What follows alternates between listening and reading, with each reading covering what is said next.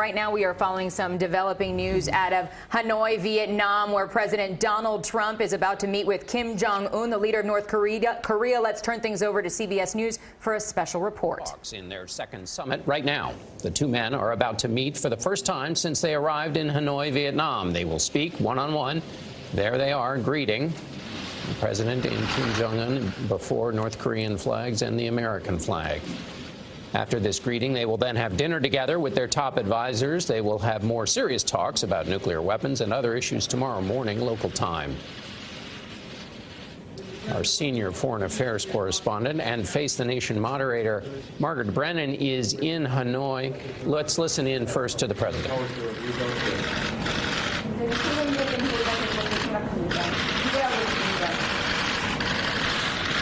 Have you walked back at all on denuclearization in North Korea?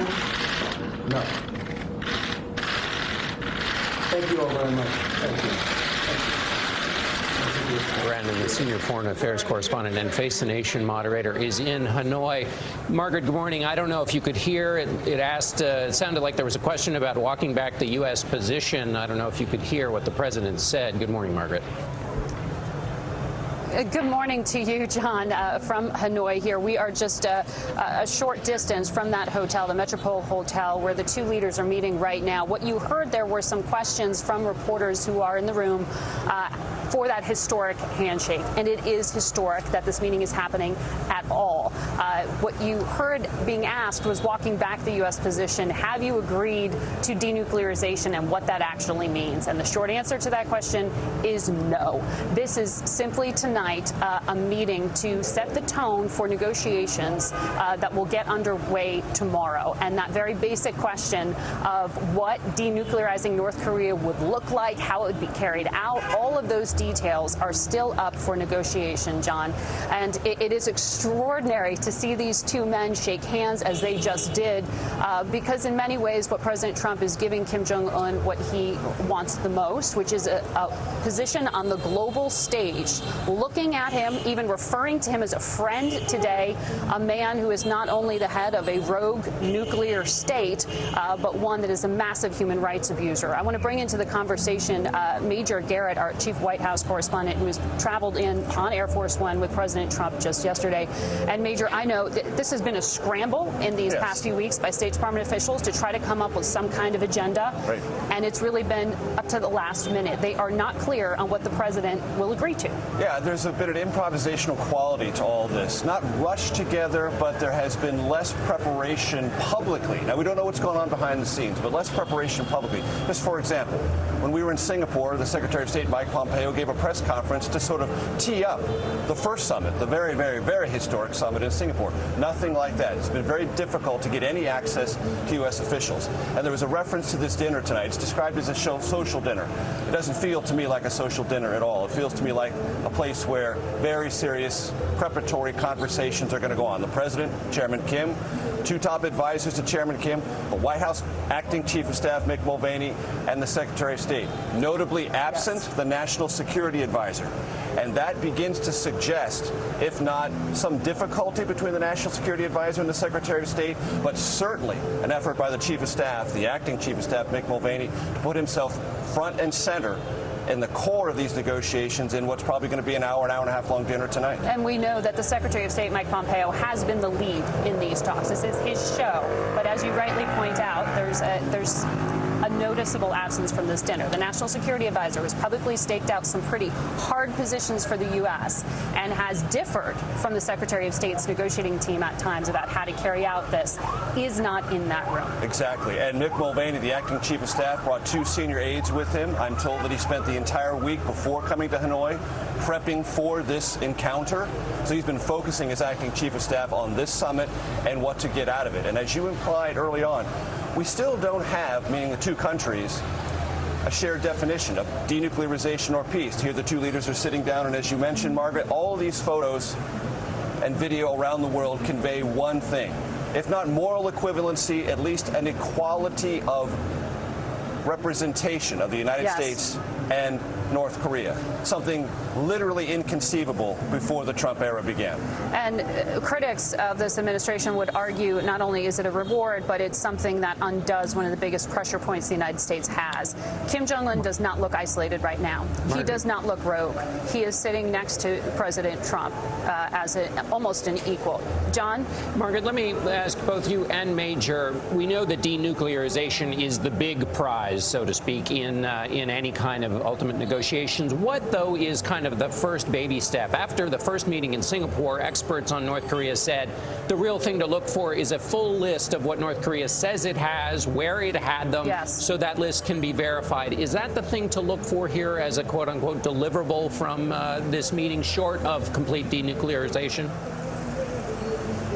John, you put your finger on one of the bigger, thornier issues right now. The National Security Advisor, John Bolton, has publicly said time and again that inventory needs to be handed over. It needs to be handed over quickly, towards the beginning of these talks. How can we talk about getting rid of something you won't admit you have? And can you match that against what U.S. intelligence knows the North Koreans have? That list has not been handed over. There is pressure on North Korea to do that. But the envoy who's been leading these talks in the weeks up to this point, Steve Biegun, he's new to this. He wasn't there in Singapore. He has indicated that that doesn't have to be necessarily a first step. Yes, the U.S. wants it, but it doesn't have to be handed over right away. That is one of the points of difference, just one, between the National Security Advisor and the State Department. So it is not clear yet if we can expect out of this summit to get that inventory. I spoke to some State Department officials who would indeed still like to see it, but what they've said is they've presented a number of options to the president in terms of things he could offer North Korea. North Korea thinks they've given up more than they've gotten. And I'm told now the president's speaking, so let's try to hear what he's saying. And it's great to be with you. We had a very successful first summit. I felt it was very successful. And some people would like to see it go quicker.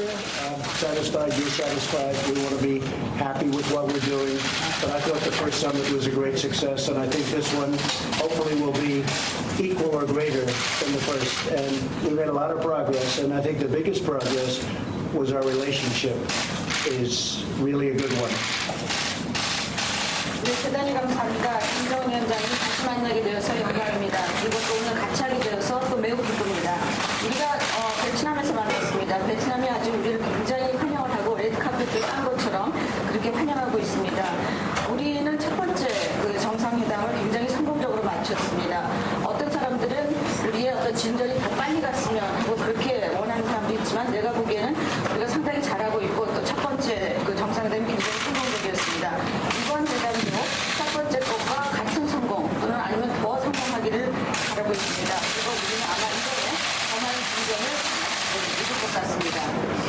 And as I've said many times, and I say it to the press, I say it to anybody that wants to listen, I think that your country has tremendous economic potential, unbelievable, unlimited. And I think that you will have a tremendous future with your country, a great leader.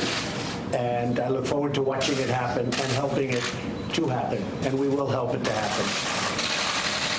우리 그 여러 번 제가 얘기를 했고 또 언론들한테도 제가 여러 번 했습니다만 저는 조선이 엄청난 경제적인 잠재력을 가지고 있다라고 그렇게 생각합니다. 그리고 앞으로 큰 성공을 이룰 거로 생각합니다. 위대한 지도자 밑에서 아주 잘할 거로 생각합니다. 그리고 앞으로 그러한 성공을 저는 계속 보게 되기를 기대하고 있습니다.